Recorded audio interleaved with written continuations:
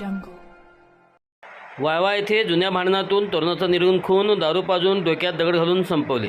तिघावर गुन्हा दाखल. जुन्या भांडणाचा वचपा काढण्यासाठी एका 30 वर्षीय तरुणाला घरात बोलावून त्याला दारू पाजून आणि त्यानंतर डोक्यात दगड व काठीने प्रहार करून त्याची निर्गुण हत्या केल्याची धक्कादायक घटना वायवा येथे घडली आहे.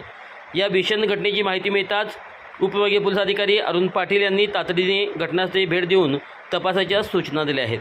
या प्रकरणी आष्टा पोलीस ठाण्यात तिघा संशयिताविरुद्ध खुनाचा गुन्हा दाखल झाला असून संपूर्ण जिल्ह्यात या घटनेमुळे मोठी खळबळ उडाली आहे. संदेश उर्फ साहिल अशोक कदम, वय वर्ष 30, राहणार वायवा माळभाग असे मृत तरुणाचे नाव आहे.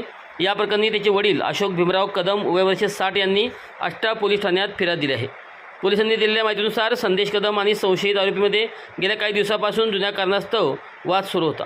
आज 29 मार्च रोजी सकाळी 6:30 वाजेच्या सुमारास वायवा त्या ओहरवाडी रोडवरील रॉयल हॉटेलजवळ राहणाऱ्या राजश्री आमसिद्ध कोळी हिच्या घरी संशयितांनी संदेशला बोलावून घेतले.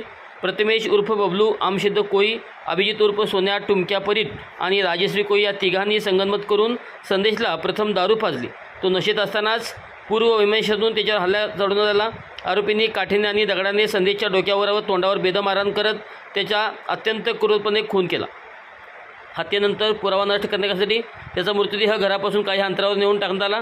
घटनेचे गांभीर्य ओळखून उपविभागीय अधिकारी अरुण पाटील यांनी घटनास्थळी भेट देऊन परिस्थितीची पाहणी केली. आष्टा पोलिसांनी घटनास्थळाचा पंचनामा केला असून भारतीय न्यायसंहिता BNS कलम 103(1) व 3(5) अन्वये गुन्हा दाखल केला आहे. प्रभारी अधिकारी यांच्या मार्गदर्शनाखाली सपोनी संदीप शितोळे हे या प्रकरणाचा अधिक तपास करत असून संशयिताचा शोध सुरू आहे.